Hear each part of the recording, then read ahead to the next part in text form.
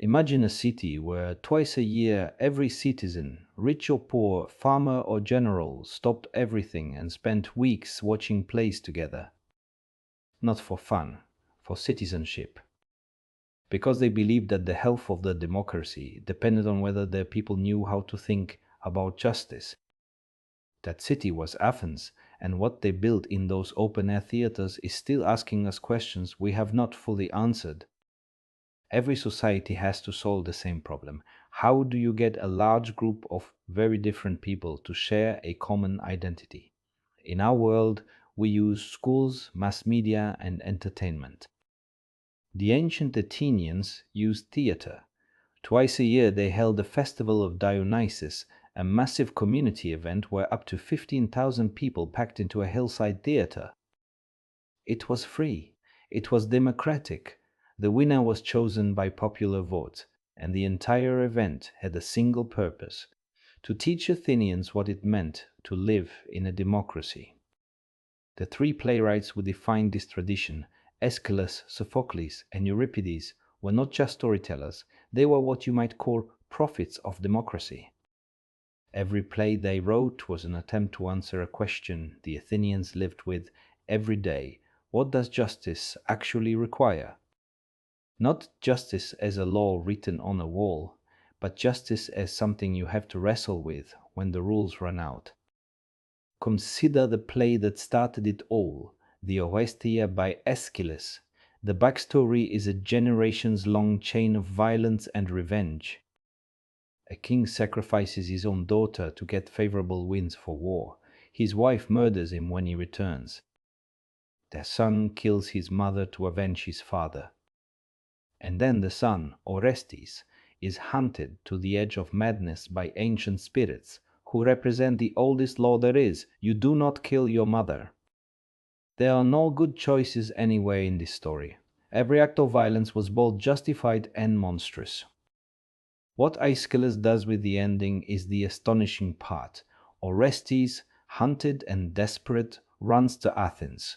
The goddess Athena calls a jury of 500 Athenian citizens to hear the case. The ancient spirits argue their side. The primordial law of blood and retribution.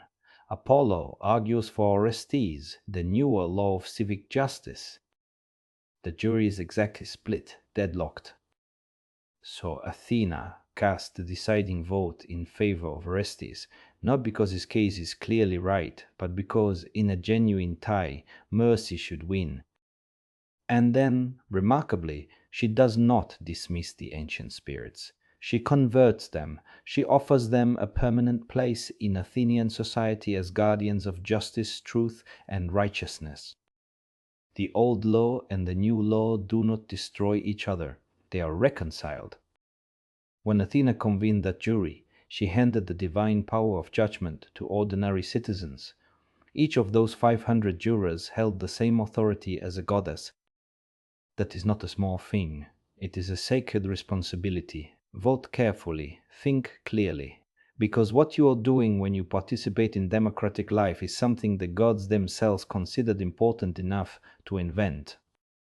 Justice is not the same as revenge.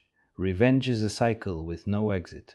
Justice requires someone willing to stop the cycle, to absorb some of the unfairness and choose the harder path.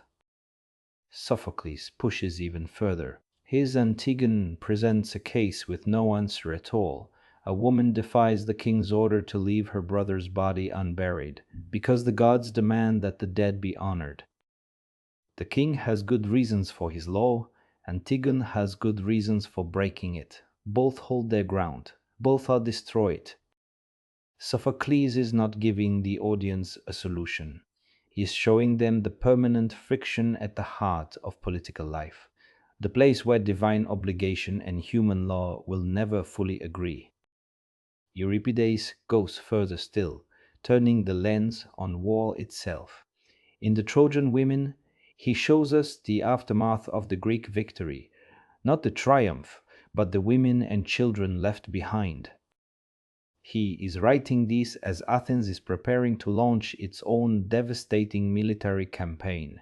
He is warning his city, through the only medium powerful enough to be heard, the theater. These playwrights were not cranks shouting in the margins. They were the most celebrated figures in Athenian society. Winning the theater festival was the highest honor Athens could give. The people who wrote these disturbing, uncomfortable, morally unresolved plays about the limits of justice and the costs of power were the ones the city held up as its greatest citizens. Athens built its democracy on the principle that its people needed to be challenged, not just entertained. That the health of self-governance depended on citizens who could sit with difficulty, think through pain, and come out the other side more honest about who they were. We still have their words, we still perform their plays, and the questions they were asking, what does justice require when the rules run out? Those questions are not any closer to being settled today. The Athenians knew that democracy is not a destination, it is a discipline, a practice, a thing you have to keep doing, keep thinking about, keep fighting for, or it quietly stops being real. They built a theater for it. We might consider what we have built and whether it is